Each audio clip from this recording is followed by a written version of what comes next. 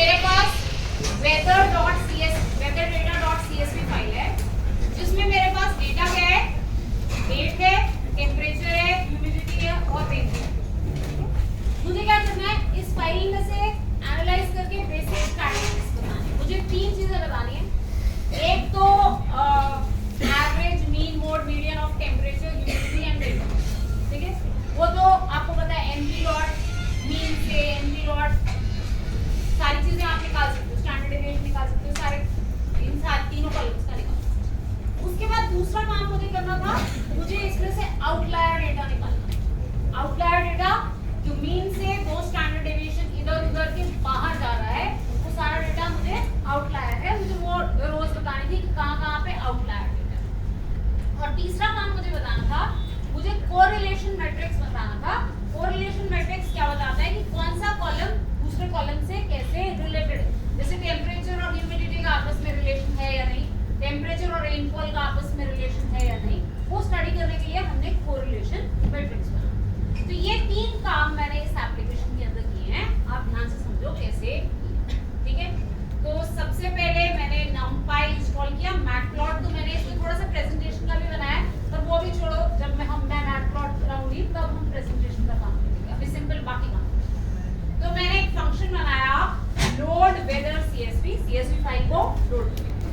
np.load text, file का नाम weather.data.csv, delimiter क्या है, कॉमा है मेरा, skip rows 1 क्योंकि पहली रो में हेडर लिखे हुए हैं ना, skip rows 1, data type load ले लिया। कॉलम्स के लिए 1 2 3, 0 वाला डेट वाला कॉलम मैंने लिया। ठीक है, तो मैंने सिर्फ क्या उठाया, टेम्परेचर, ह्यूमिडिटी एंड रेनफॉल, तीन ही कॉलम्स मैंने उठाए। तो ये मेरे पास डेटा क्या बन गया, एक numpy एरे बन गया। ये 2 डायमेंशनल एरे है।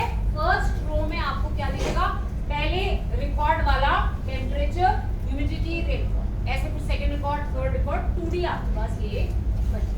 ठीक है, अब आप क्या कर रहे हो, एक फंक्शन बना रहे हो कंप्यूट स्टैटिस्टिक्स, जो क्या करेगा, इन अलग अलग कॉलम्स के मीन, मीडियन और स्टैंडर्ड डेविएशंस निकालो। आपने ये डेटा पास किया, डेटा में 3 कॉलम्स हैं, आपने एक्सेस 0 दिया, मतलब हर कॉलम के लिए अलग अलग मीन्स निकालिए। मीन वैल्यूज एक एरे बन गया। 0 पे क्या आ गया, टेम्परेचर का मीन, 1 पे आ गया ह्यूमिडिटी का मीन और 2 पे आ गया रेनफॉल का। ऐसे ही तीनों की मीडियन वैल्यूज निकालिए, ऐसे ही तीनों की स्टैंडर्ड डेविएशन। तो मेरे पास मीन आ गया, मीडियन आ गया और स्टैंडर्ड डेविएशन। अभी तक मैं पहले इतना ही चलाती हूँ, बाकी काम मैं इसके नीचे वाला काम मैं अभी कर देती हूँ। ये देखो, मैंने मेन में जाके, ये मेरा मेन का कोड है, मैंने फाइल का नाम दिया weather.data.csv, लोड weather.data.csv से फाइल लोड करी। कंप्यूट स्टैटिस्टिक्स को ये डेटा पास किया, उसने मुझे क्या पास कर दिया, मीन वैल्यूज, मीडियन वैल्यूज और स्टैंडर्ड। फिर मैंने ये प्रिंट करा दिया, mean values of temperature, humidity and rainfall, mean values, median values, standard. आप इसको चला के देखो, आपके पास मीन ऑफ टेम्परेचर 21 है, मीन ऑफ ह्यूमिडिटी 50 है और मीन ऑफ रेनफॉल 1.2। ठीक है, ऐसे ही आपके पास इनका मीडियन आ गया और ऐसे ही आपके पास क्या आ गई, स्टैंडर्ड डेविएशन। ठीक है, ये कर लिया हमने। इसके बाद मुझे निकालना है आउटलायर डेटा। इसमें कौन कौन सा डेटा, आउटलायर। तो आउटलायर डिटेक्ट करने के लिए मैंने यहाँ पे एक थर्ड फंक्शन बनाया, डिटेक्ट एक्सट्रीम्स।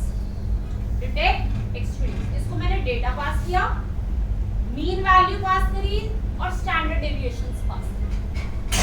ठीक है, आप देखो टेम्परेचर में मैंने डेटा की सारी रो और कॉलम, मतलब इसमें सिर्फ टेम्परेचर वाला डेटा, और ऐसे ही यहाँ पे सारी रोज कॉलम 2 रेनफॉल वाला डेटा।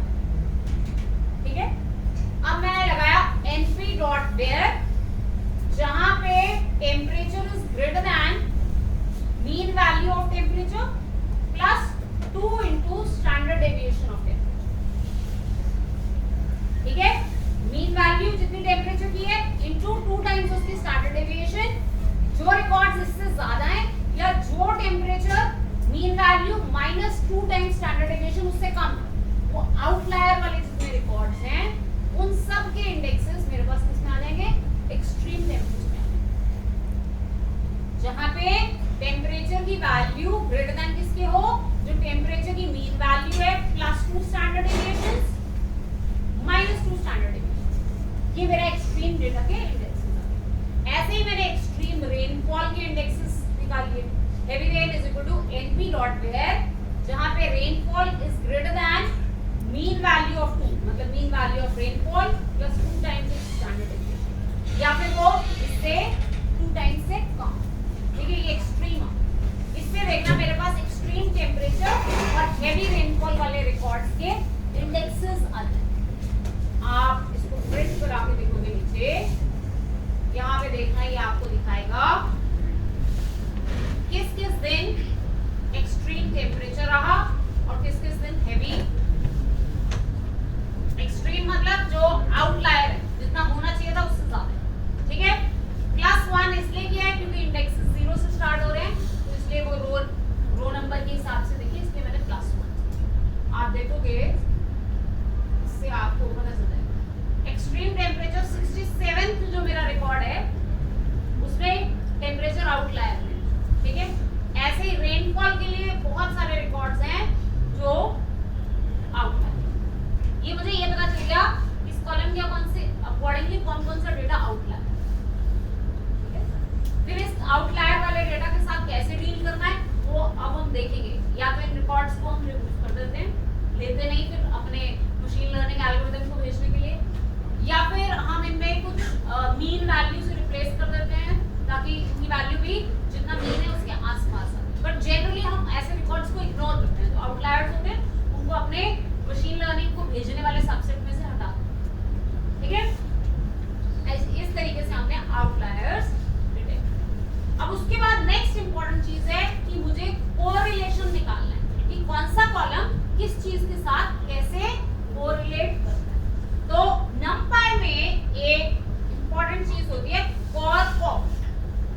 कॉरकॉफ क्या करता है, ये अपने आप कोरिलेशन स्टडी करता है कॉलम्स का, और कोरिलेशन स्टडी करके आपको वैल्यू देता है which lies between -1 to 1।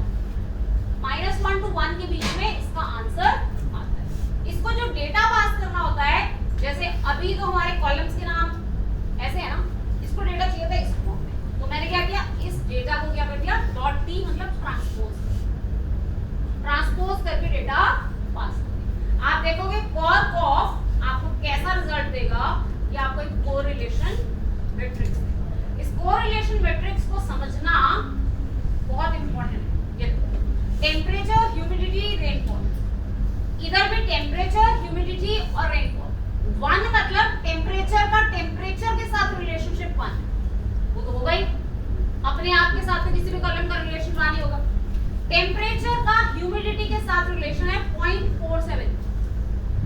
Temperature का रेनफॉल के साथ रिलेशनशिप है 0.27। ठीक है, इसका मतलब टेम्परेचर ह्यूमिडिटी से ज्यादा रिलेटेड है एज कंपेयर टू रेनफॉल। ऐसे ही अब ये जो सेकंड है ये ह्यूमिडिटी, ह्यूमिडिटी का टेम्परेचर के साथ रिलेशनशिप 0.47, ह्यूमिडिटी का ह्यूमिडिटी के साथ रिलेशनशिप 1, ह्यूमिडिटी का रेनफॉल के साथ रिलेशनशिप -0। ठीक है, basically half of this table is useful for us, फिर तो वो रिपीट ही हो जाता है ना।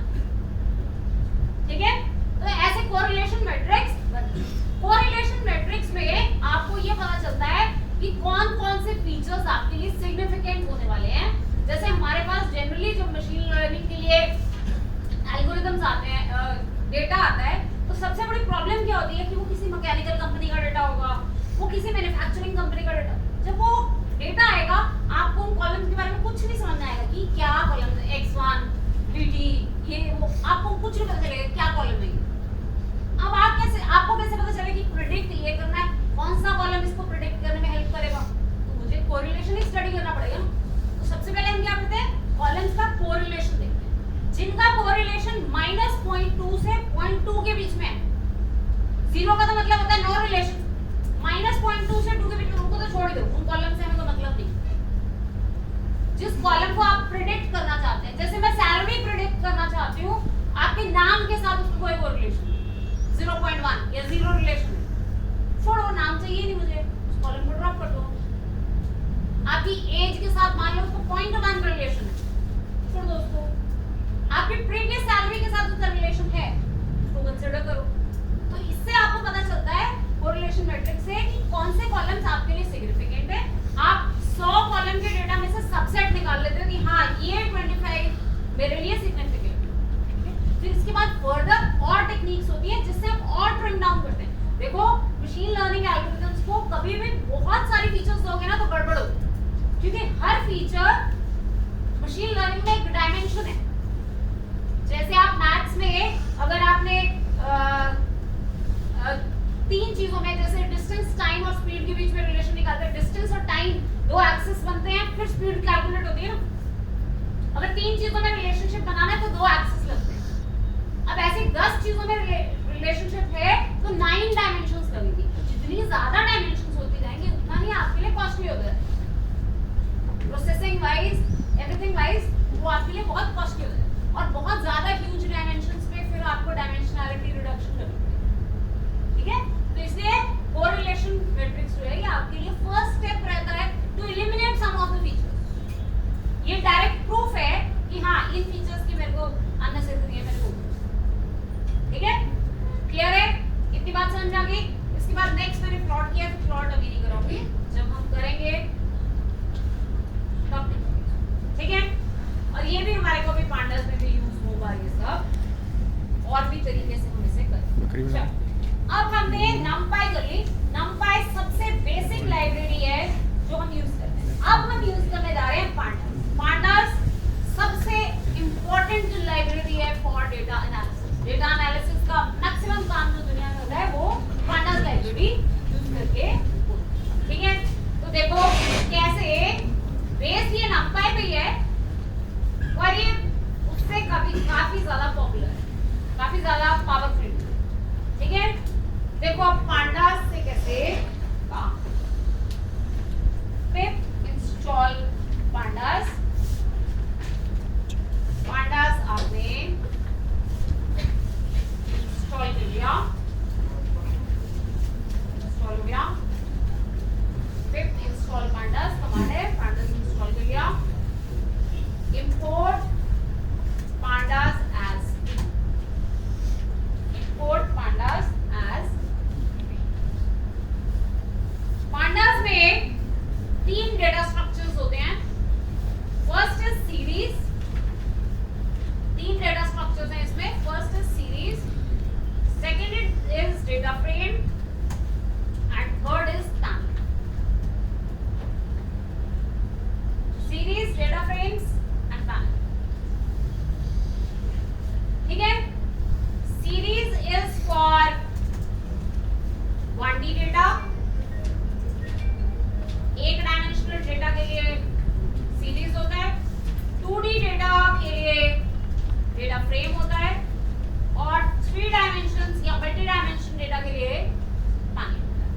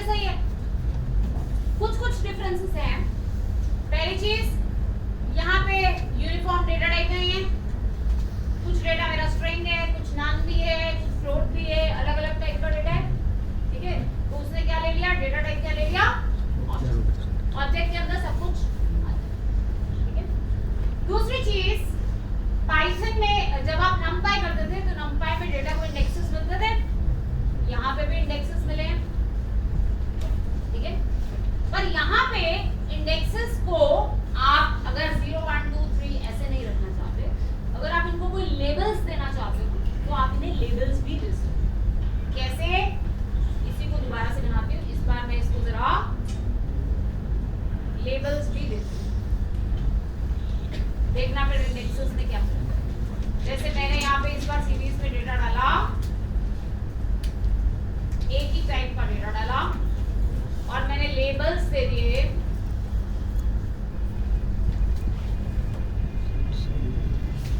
A B C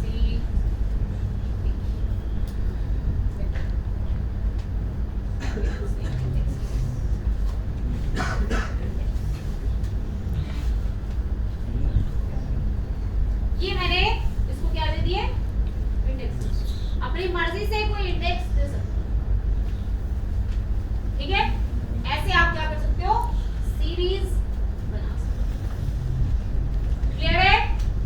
सीरीज में से डेटा उठाना है, SER सीरीज, सीरीज में से आप क्या दे दो? इंडेक्स दे दो। मैंने इंडेक्स बोला B इंडेक्स का डेटा आ जाएगा, B इंडेक्स का डेटा आ गया 6। एक इंडेक्स का डेटा आप उठाना चाहते हो, SER सीरीज का नाम आपने ब्रैकेट में इंडेक्स दे दिया, उस इंडेक्स का डेटा आ जाएगा, ठीक है।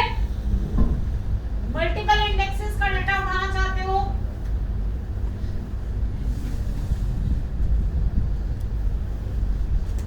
B और D दो इंडेक्सेस का डेटा, ठीक है। क्लियर है? सीरीज बना ली, सीरीज में से डेटा रीड, ठीक है। एक तरीका आ गया सीरीज में से डेटा फेच करना। अब सीरीज बनाने का एक दूसरा तरीका मैं आपको बताती हूँ। आपके पास एक डिक्शनरी है, डिक्शनरी के अंदर है name, age,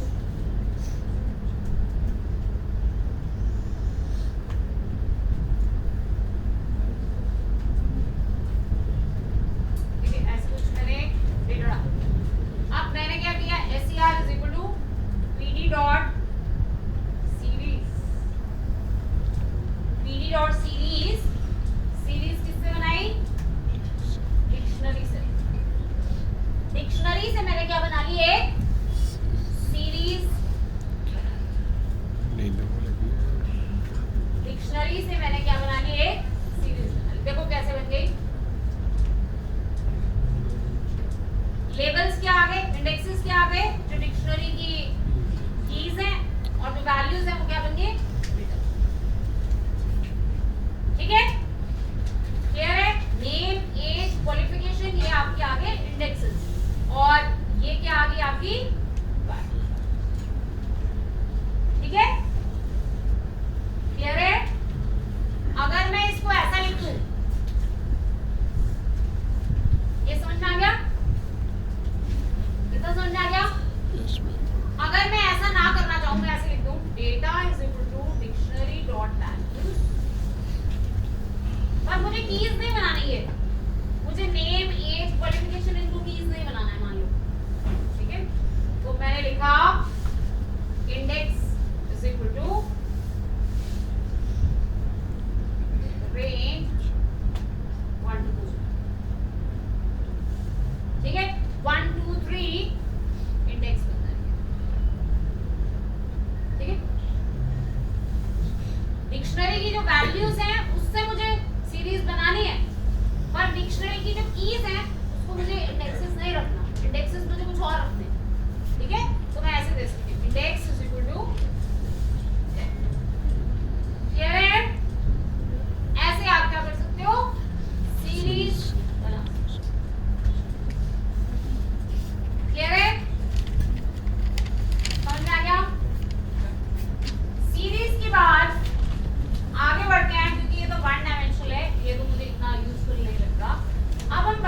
data frame. Data frame is a very important structure, क्योंकि डेटा फ्रेम से ही हमारी सारी कहानी आगे चलेगी। ठीक है, तो देखो डेटा फ्रेम कैसे बनाते हैं। Data frame is a collection of multiple series. Series में एक कॉलम है, डेटा फ्रेम में मल्टीपल कॉलम्स आ जाएंगे। मतलब वो एक आपका जैसे एक्सेल की शीट होती है उस टाइप का बनता है। ठीक है, तो देखो डेटा फ्रेम कैसे बना सकते हैं। डेटा फ्रेम बनाने के अलग अलग तरीके हैं। पहला तरीका मैं बना रही हूँ डिक्शनरी। ठीक है, 5-6 तरीके हैं डेटा फ्रेम बनाने के, तो मैं आपको अलग अलग तरीके से डेटा फ्रेम बना के, पहले मैंने लिया नेम,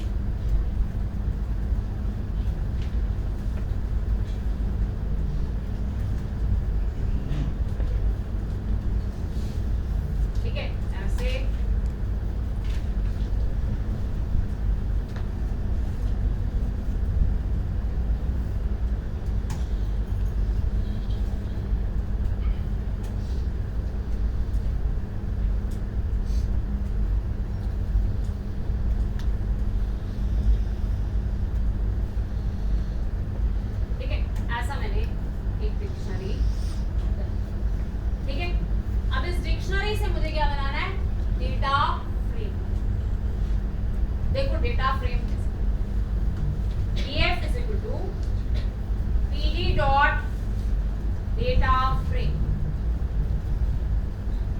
डेटा फ्रेम किससे बनाना है? इस डिक्शनरी से बनाना है। डिक्शनरी से हमें क्या बनाना है? Data frame.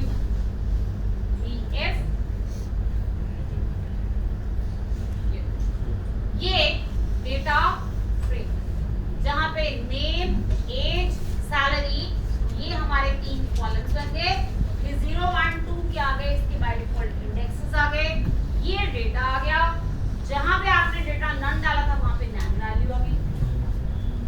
ठीक है, ये मेरा क्या बन गया? एक डेटा फ्रेम। ठीक है, क्लियर है? ऐसे हमें अपना एक डेटा फ्रेम बना सकते हैं। क्लियर? अच्छा, इसमें अगर आप कॉलम्स के नाम ये नहीं रखना चाहते जो डिक्शनरी में है, कुछ बदल के रखना चाहते हो, तो आप ऐसे लिख सकते हो कॉलम्स इज इक्वल टू, मान लो कि मैंने इनको थोड़ा एज, सैल ऐसे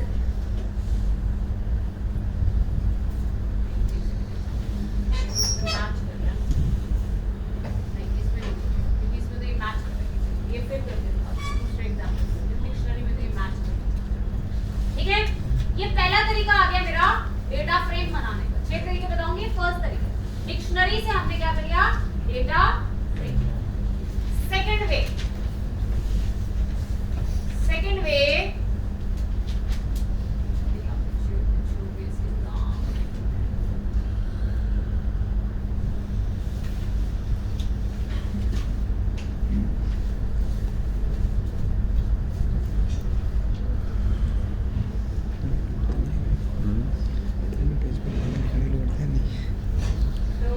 अभी मैंने बनाया डिक्शनरी। अब मैं बनाऊंगी लिस्ट ऑफ। सेकंड तरीका बनाते हैं, लिस्ट के अंदर रोल नंबर, नेम, स्कोर, एक सब्जेक्ट का, second student, role number, name, score, third student,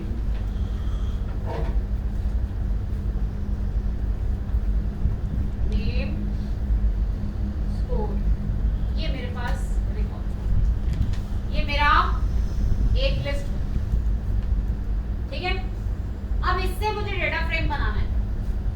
df is equal to pd dot data frame. किससे बनाना है? इस lst लिस्ट से मुझे डेटा फ्रेम बनाना है। इस लिस्ट से मुझे क्या बनाना है? Data frame.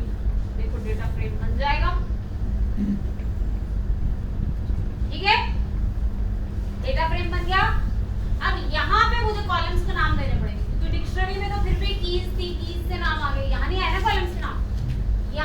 कॉलम्स के नाम देने हैं, तो मैंने लिखा columns is equal to roll number,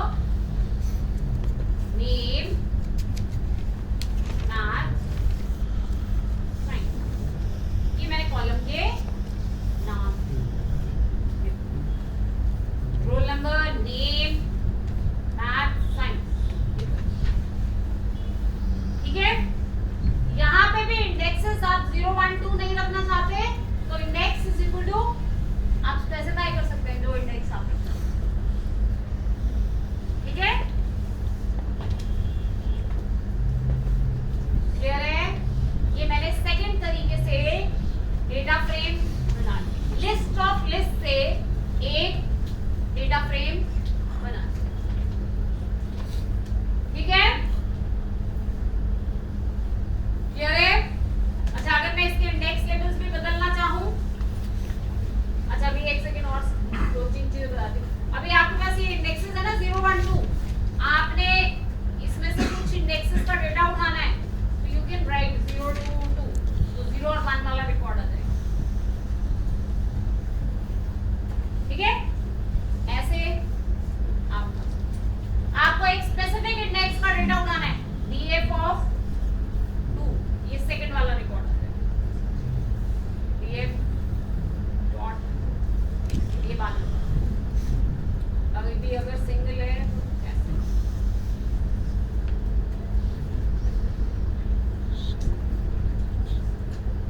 df of 2 colon,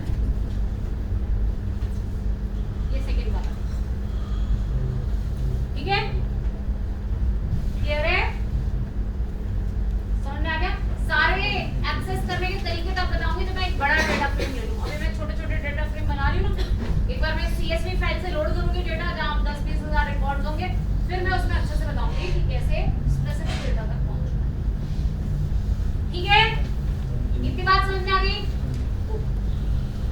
अब नेक्स्ट चीज देखो, अगर मैंने इसको इंडेक्स लेबल्स अलग देने तो मैं यहाँ पे comma index is equal to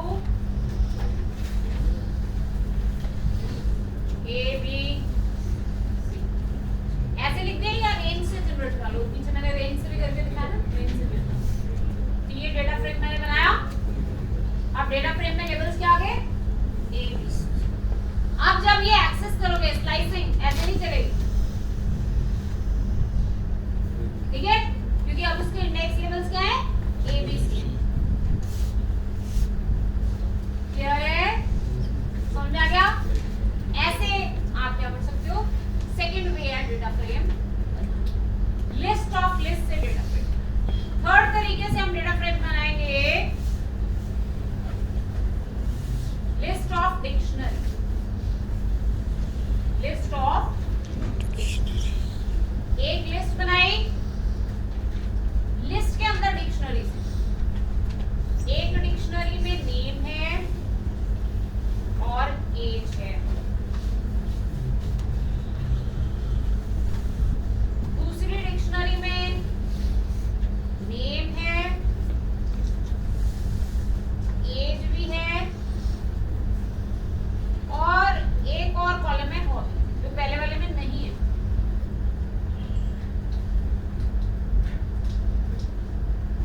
ठीक है, ऐसे मैंने डेटा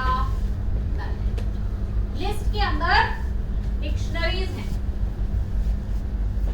एक में 2 की वैल्यू पेयर्स हैं, एक में 3 की वैल्यू पेयर्स। ठीक है, अब हमने क्या करना है? इससे डेटा फ्रेम बनाना, इससे data frame df is equal to 3d dot data frame, इससे बनाना है lst list। देखो इस लिस्ट से डेटा फ्रेम। ठीक है, जिस डिक्शनरी में मैक्सिमम की वैल्यू पेयर्स थे उसके अकॉर्डिंगली उसने कॉलम्स बना लिए, जिसमें कम है वैल्यूज वहां नेम डाल दी। ठीक है, क्लियर है? ऐसे भी हम क्या कर सकते हैं? डेटा फ्रेम बना सकते हैं।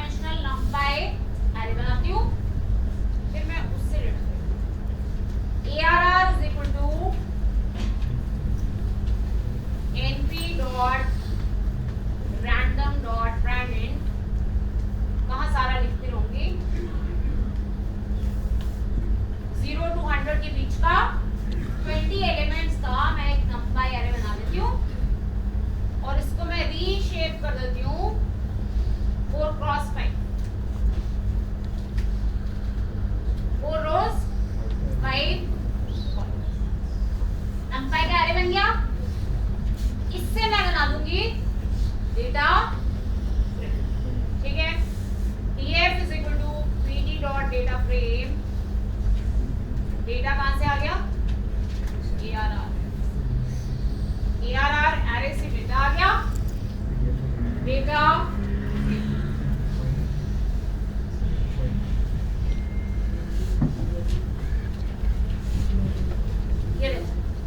ये डेटा फ्रेम आ गया। रैंडमली नंबर्स जनरेट करके आपने क्या बनाया, उस एरे से आपने क्या बना लिया, एक डेटा फ्रेम। ठीक है, क्लियर है? ऐसे आप क्या कर सकते हो, डेटा पहले कर भी टैक्स लगवा है बार-बार। 4 तरीके से अभी तक हमने data frame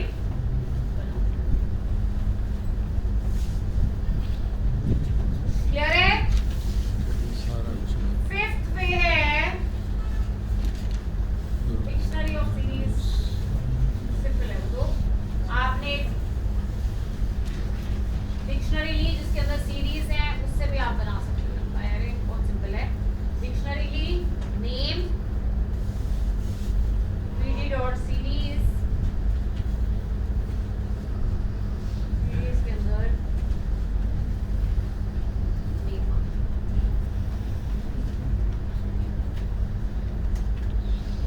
as PD dot series,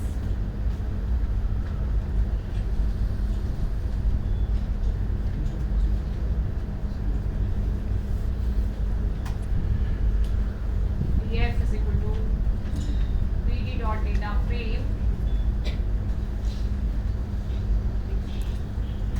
ये भी एक डेटा फ्रेम, ये भी एक तरीका हो गया डेटा फ्रेम बना।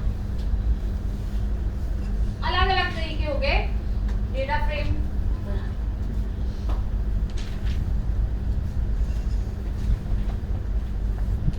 अब हम करेंगे सिक्स्थ वे, सबसे ज्यादा यूज होता है। आपके पास डेटा ऐसे, आप खुद तो डेटा प्रैक्टिस के लिए बनाते हो, जनरली जब एनालिसिस के लिए डेटा आता है तो डेटा CSV फॉर्म में ही आता है, तो आपको CSV फाइल में से ही रीड करना होगा। ठीक है, तो अब देखते हैं कि हम CSV फाइल से डेटा रीड करके कैसे डेटा फ्रेम बना सकते हैं। मेरे पास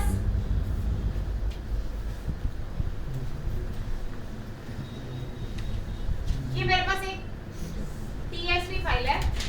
TSV और CSV एक जैसी होती है। TSV में टैब से सेपरेटेड होता है और CSV में कॉमा से सेपरेटेड होता है, दोनों सेपरेटेड फाइल। ये गैप माइंडर डॉट TSV एक फाइल, इसमें कंट्री है, कंट्री किस कॉन्टिनेंट में है, किस ईयर का डेटा है, वहाँ की लाइफ एक्सपेक्टेंसी क्या थी, वहाँ की पॉपुलेशन कितनी है और वहाँ की GDP पर कैपिटा कितनी, ये डेटा है। ये एक गैप माइंडर डॉट TSV एक क्वालिफाइड डेटा है, मतलब आपके पास डमी डेटा नहीं है, क्वालिफाइड डेटा। ठीक है, अब इस डेटा फ्रेम को उठाते हैं, इसमें बहुत सारी रोज हैं, इसके ऊपर मैं आपको थोड़ा पैन करके दिखा देता हूँ क्योंकि डेटा ज्यादा होगा ना। ठीक है, तो इस फाइल को उठाते हैं और इस फाइल को उठा के यूज करते हैं analysis. Okay, df is equal to pd dot read CSV, pd dot read CSV, file का नाम gapminder dot tsv। अगर ये CSV फाइल होती तो मुझे कुछ भी नहीं करना पड़ता, और क्योंकि ये TSV है तो मुझे देना पड़ेगा कि मेरा डिलिमिटर टैब, कॉमा नहीं है, मेरा डिलिमिटर क्या है, टैब। कॉमा की जगह मेरा डिलिमिटर है टैब। Okay, clear? देखो जरा डेटा फ्रेम प्रिंट करो।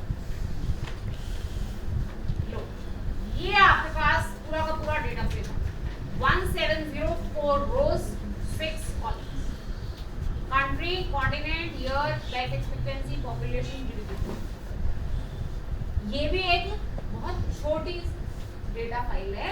नॉर्मली जो डेटा फाइल्स आती है उसमें 200 300 कॉलम्स होते हैं और लाखों में। जब आपके पास सबसे पहले ऐसे डेटा आता है और यहाँ तो फिर भी कॉलम्स ऐसे हैं जो आपको देख के कुछ समझ में आ रहे हैं कि ये कॉलम्स क्या है, बट जब आपके पास डेटा अलग अलग इंडस्ट्रीज का आता है तो आपको देख के कुछ समझ में नहीं आता कि क्या है। अब सबसे पहले जब आपके पास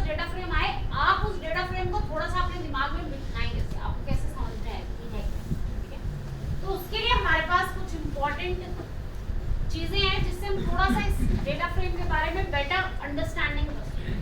जैसे df dot input, df dot input, ये हमें क्या बताता है? ये हमें ये इंफॉर्मेशन दे देता है कि आपके पास कितने कॉलम्स हैं, उन कॉलम्स में नॉन नल कितने कॉलम्स हैं।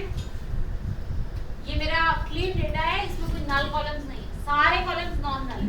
नहीं तो मेरे को यहीं पे पता चल जाएगा कि कितने कॉलम्स के कितने कितने रिकॉर्ड्स में नल वैल्यू, तो मुझे ये पता चल जाएगा कि मेरे डेटा फ्रेम में नल्स वाले रिकॉर्ड्स कितने। ये मेरे को डेटा टाइप पता चल गई, ठीक है। ये नॉन नल का काउंट आपका 1704 है और टोटल रिकॉर्ड्स भी कितने हैं 1704। इसका मतलब मेरे डेटा में एक भी नल वैल्यू नहीं, ठीक है, सारे कॉलम में पूरी वैल्यू। ये मेरे पास डेटा टाइप्स आ गई। ये दोनों कॉलम्स ऑब्जेक्ट टाइप के, ऑब्जेक्ट तो सबसे ऊपर की डेटा टाइप है, यहाँ पे स्ट्रिंग्स जनरली ऑब्जेक्ट टाइप में ही आते हैं। फिर ये इंटीजर है, ये फ्लोट है, ये आपको थोड़ा सा डेटा फ्रेम के बारे में जनरली मैं इसको यूज करती हूँ टू फाइंड कि कितने रिकॉर्ड्स नल, या जैसे कोई डेट वाला कॉलम है तो उसकी डेटा टाइप क्या है, ऑब्जेक्ट है या डेट टाइम है, डेटा टाइप क्लियर करने के लिए उसके लिए मैं df डॉट इनपुट। उसके बाद सेकंड मेथड है df डॉट डिस्क्राइब। ये तो बहुत इंपॉर्टेंट फंक्शन है, df डॉट डिस्क्राइब। ये आपको ध्यान से देखो, ये क्या कर रहा है, ये आपको पूरा का पूरा स्टैटिस्टिकल एनालिसिस दे देता है फॉर ऑल न्यूमेरिक कॉलम्स। क्योंकि जो स्टैटिस्टिक्स है वो स्ट्रिंग कॉलम पे, डेट टाइम कॉलम पे तो काम करेगी नहीं, वो न्यूमेरिक डेटा पे काम करेगी, मतलब फ्लोट या इंटीजर्स। तो आपके जितने कॉलम्स इंटीजर या फ्लोट थे, चार थे ना, ये ईयर, लाइफ एक्सपेक्टेंसी, पॉपुलेशन और जीडीपी परसेंट, चारों कॉलम्स का उन्होंने क्या बता दिया, काउंट, रिकॉर्ड्स कितने हैं, इस कॉलम की मीन वैल्यू क्या है, इस कॉलम की स्टैंडर्ड डेविएशन क्या है, इसकी मिनिमम रिकॉर्ड क्या है, 25% टाइम, मतलब इस डेटा तक आपका 25% डेटा आ जाता है, से 50% टाइम, यहाँ तक आपका 50% डेटा आ गया, 75% मैक्सिमम डेटा क्या है। हर कॉलम के लिए ये आपको पूरा स्टैटिस्टिकल एनालिसिस है, वो कॉलम्स जो numeric, not including strings, date time, क्योंकि उनमें न्यूमेरिकल एनालिसिस होता भी नहीं। वो भी एक आगे अलग कहानी है कि अगर मुझे किसी मशीन लर्निंग एल्गोरिथम को कोई न्यूमेरिकल, कोई डेट टाइप का कॉलम पास करना तो कैसे करना है, क्योंकि मशीन लर्निंग एल्गोरिथम्स को सिर्फ नंबर ही समझ आते हैं, उनको नहीं बाकी सब चीजें समझ आती, उसके लिए अलग कहानी, ठीक है। तो ये मेरे पास क्या आ गया, इन सारे कॉलम्स का स्टैटिस्टिकल एनालिसिस, ठीक है। यहाँ से मुझे अच्छे से पता चल जाएगा कि किस कॉलम की स्टैंडर्ड डेविएशन ज्यादा है, कम है, किस कॉलम की मीन वैल्यू क्या है, रेंज किसकी कितनी है, वो बातें मुझे समझ में, ठीक है। अच्छा, अभी कई बार क्या होता है कि डेटा फ्रेम में बहुत सारे रिकॉर्ड्स होते हैं, जब वो ऐसे डेटा फ्रेम खुल जाता है तो आप अच्छे से उसको समझ नहीं पाते, जैसे ये बीच में लाइंस लाइंस लाइंस आ गई ना, ठीक है। अब आप मान लो कि टॉप के 10 रिकॉर्ड्स देखना चाहते हैं, df डॉट हेड कितने रिकॉर्ड्स, टॉप के 10 रिकॉर्ड्स निकाल के दे देगा, फर्स्ट 10 रिकॉर्ड्स आपके पास आ df dot head 10, first 10 records का आपके पास डेटा, ठीक है। ऐसे ही अगर बॉटम 10 देखने हो, df dot tail, head tail, head starting से टेल एंड का data, df dot tell,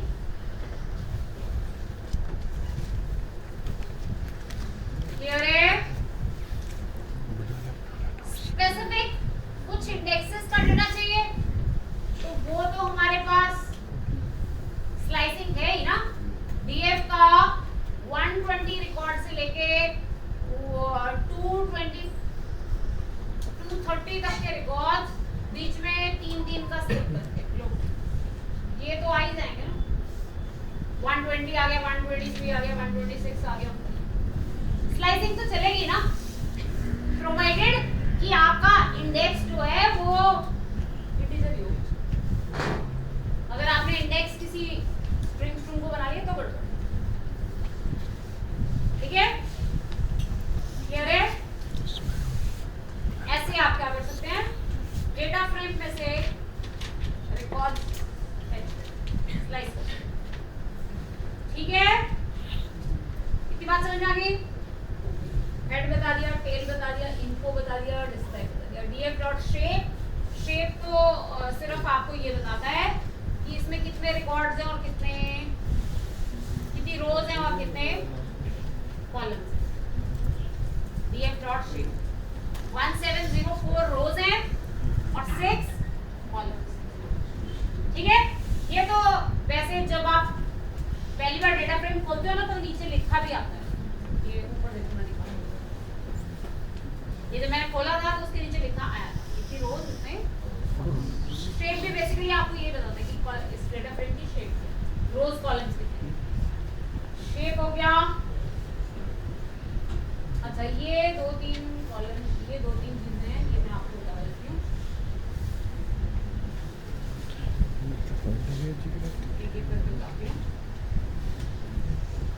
df dot columns वैसे एविडेंस की चीजें हैं, कोई इसमें बड़ी चीज नहीं है।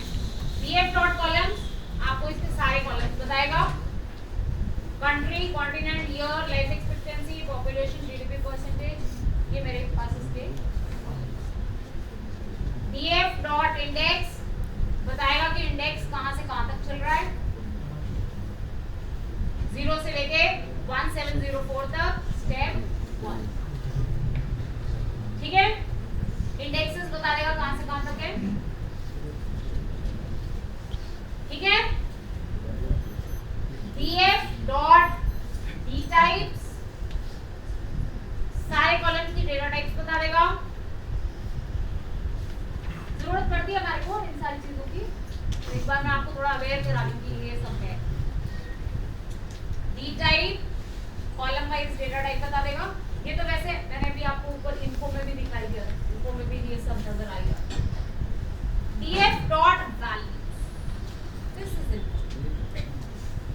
ये क्या करता है, आपके डेटा फ्रेम को नंपाई एरे में कन्वर्ट करता है।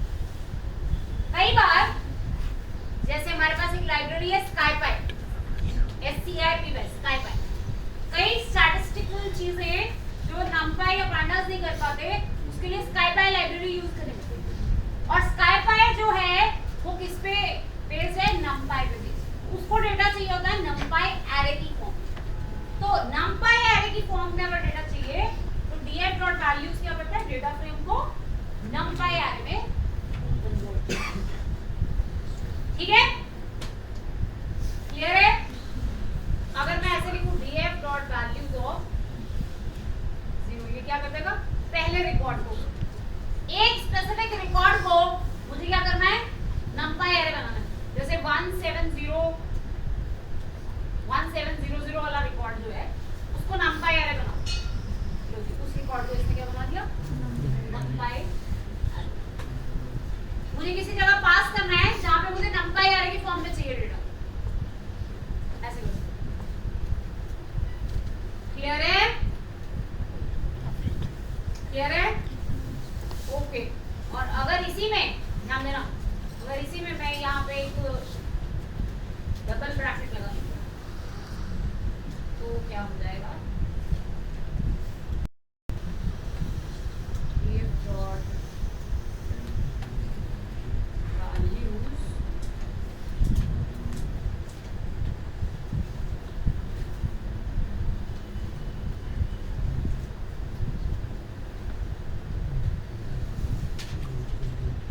तो ऐसे आपका क्या बन गया,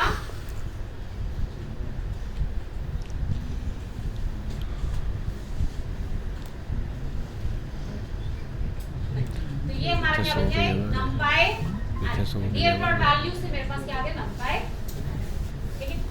अच्छा, अब इसके बाद नेक्स्ट चीज मैं आपको बताती हूँ कि आप इस बड़े से डेटा फ्रेम में से कुछ डेटा उठाना चाहते हो, सबसेट करना चाहते हो। जैसे इसमें सारे कॉन्टिनेंट्स का डेटा है, मुझे इसमें से सिर्फ एशिया का डेटा उठाना, मुझे इसमें से क्या करना है, सिर्फ एशिया का डेटा। तो मैंने क्या बोला, DFA data frame of Asia frame में से वो रिकॉर्ड्स दो जहां पे डेटा फ्रेम का कॉन्टिनेंट वाला column equal to data frame में से वो रिकॉर्ड्स उठाओ जहां पे डेटा फ्रेम का कॉन्टिनेंट वाला कॉलम इक्वल टू एशिया। ठीक है, पूरे डेटा फ्रेम में से सबसेट होके सिर्फ वही रिकॉर्ड्स आ जाएंगे जहां पे कॉन्टिनेंट एशिया। आप देखो आपके पास इसमें 396 रिकॉर्ड्स रह गए, सिर्फ वो रिकॉर्ड्स रह गए जहां पे कॉन्टिनेंट एशिया। ठीक है, क्लियर है? ऐसे आपने क्या कर लिया, फिल्टर कर लिया कि मुझे सारा नहीं चाहिए, मुझे उसमें से ये स्पेसिफिक चाहिए। क्लियर है? समझ में आ गया? अच्छा, अगर मुझे इसमें से कॉलम्स भी स्पेसिफिक चाहिए हो, सारे कॉलम्स नहीं चाहिए मुझे कुछ स्पेसिफिक कॉलम्स चाहिए, तो कैसे कर सकते हैं? ये बात आ गई ना सबको समझ? ठीक है। अच्छा, अगर इसमें मैं कुछ और भी कंस्ट्रेंट लगाना चाहूँ तो वो भी लगा सकती हूँ। जैसे मैंने लिखा कि कॉन्टिनेंट एशिया हो और इसके साथ साथ एंड करके एक और कंडीशन दे दी जिसकी लाइफ एक्सपेक्टेंसी ग्रेटर देन 40 हो। ठीक है, तो मैंने साथ में कंडीशन लगा दी where life expectancy greater than. अब जो दोनों कंडीशंस को फॉलो करेंगे सबसेट होके वही रिकॉर्ड्स नए डेटा फ्रेम में आएंगे। This is very important. जैसे आपके पास नेटफ्लिक्स का सारा डेटा आ गया, उसमें मूवीज भी है और वेब सीरीज भी है, आपने फिल्टर करके सिर्फ वेब सीरीज वाला डेटा उठाना है। ठीक है, साथ में कंडीशन लगानी है जिनका कंट्री ऑफ ओरिजिन इंडिया हो। ठीक है, तो आप ऐसे सबसेट कर लोगे। क्लियर है? आप इसको यूज करने के लिए, शायद मैंने आपको पहले बताया था या नहीं, कैगल के बारे में बताया मैंने आपको। कैगल पे आप सर्च करना, यही काम करने के लिए जो मैं आपको इस फाइल से करा रही हूँ ना, आप कैगल वेबसाइट पे नेटफ्लिक्स का डेटा सर्च करना, नेटफ्लिक्स डेटा सेट, उसको डाउनलोड कर लेना, उस पे यही सब करके देखो, क्योंकि वो इसलिए नेटफ्लिक्स से करेगा, आपको समझ में आ जाएगा ना डेटा, तो वो डेटा उठाना, उस पे ऐसे काम करना। ठीक है, स्पेसिफिक कंडीशंस थी, उन कंडीशंस को फॉलो करने वाले हमने रिकॉर्ड्स उठाए। ठीक है, नेक्स्ट देखो, अब मुझे या तो कंडीशन के अकॉर्डिंगली रिकॉर्ड्स उठाने होंगे या फिर इंडेक्सेस के अकॉर्डिंगली रिकॉर्ड्स उठाने होंगे। ठीक है, तो ऐसे जैसे मुझे पहले 100 रिकॉर्ड्स उठाने, तो मैं क्या लिख सकती हूँ, dft is equal to df dot log, df dot log, df dot log 0 से लेकर कहां तक, 100 तक रिकॉर्ड्स। ठीक है, ये क्या करेगा, पहले 100 रिकॉर्ड्स आपके पास df dot header, हाँ पर अभी मैं बता रही हूँ, उसमें अगली चीज बता रही हूँ। ये समझ में आ गया? कॉमा स्पेसिफिक कॉलम्स उठाने, मुझे कॉलम सिर्फ चाहिए कंट्री, ईयर और पॉपुलेशन। मैंने यहाँ पे बोला साथ में मुझे क्या चाहिए, कंट्री, ईयर और पहले 100 रिकॉर्ड्स चाहिए और उनके ये स्पेसिफिक कॉलम्स चाहिए। ये हम लॉक यूज करके कर सकते हैं, df dot log, पहले 100 रिकॉर्ड्स उठा लिए और उन रिकॉर्ड्स का सिर्फ ये 3 सबसेट कर लिया हमने डेटा। ठीक है, क्लियर है? पांडास में बहुत कुछ होता है, ग्रुपिंग होती है, बहुत कुछ होता है, तो हमारे को स्पेसिफिक अपने मतलब के रिकॉर्ड्स फेच करना आना बहुत जरूरी है। क्लियर है? इतनी बात समझ में आ गई? अच्छा, जैसे मेरे को इनमें से, अब इस DFT में से मुझे वो रिकॉर्ड उठाना है जिसकी पॉपुलेशन मैक्सिमम, मुझे वो रिकॉर्ड निकालना है जिसकी पॉपुलेशन मैक्सिमम। तो मैंने बोला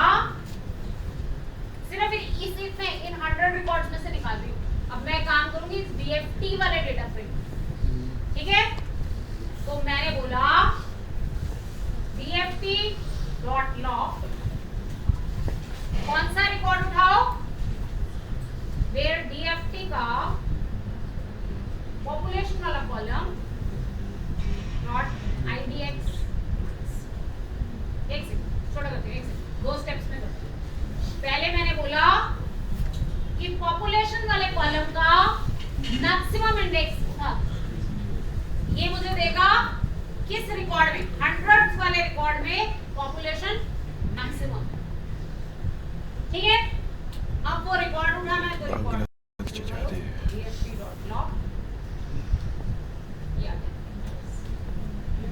ये मैक्सिमम वाला रिकॉर्ड बांग्लादेश 1972, ये वाली पॉपुलेशन, ये मैक्सिमम, ठीक है। ऐसे ही मिन निकालना है, मैक्स की जगह मिन कर दो। बहरीन की पॉपुलेशन ये, ठीक है, क्लियर है। 1,20,000 बंदे मैक्सिमम वाला इंडेक्स मिन, इंडेक्स मैक्स का कहता है मैक्सिमम मिनिमम का इंडेक्स, इंडेक्स आ गया तो लॉग से आप क्या कर सकते हो, स्पेसिफिक रिकॉर्ड को उठा सकते हो, ठीक है। क्लियर है, इतनी बात समझ में आ गई। 1,20,000 बंदे इतनी बात समझ में आ गई। इधर लेते हैं कि जाटे का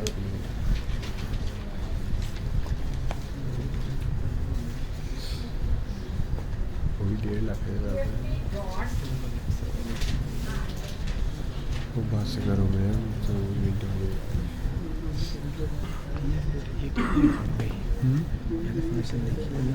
ठीक है ना,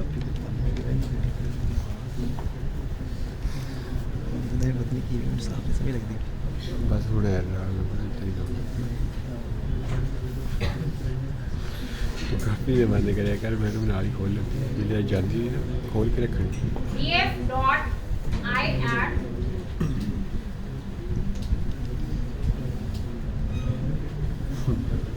सिलेक्ट करो, इतना मेरा हम चलता ही है कभी।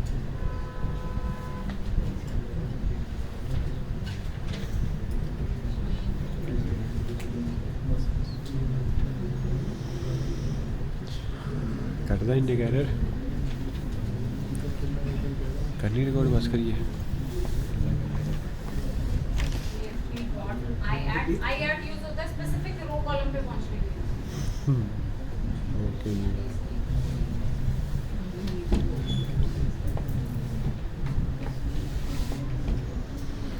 बस करो यार। iadd यूज होता है, इसमें आप क्या कर सकते हो, row number column number specific बता सकते हो, तो ये आपको उस रो कॉलम के डेटा तक ले जाता है, फिर इसको सिंटैक्स देखना पड़ेगा,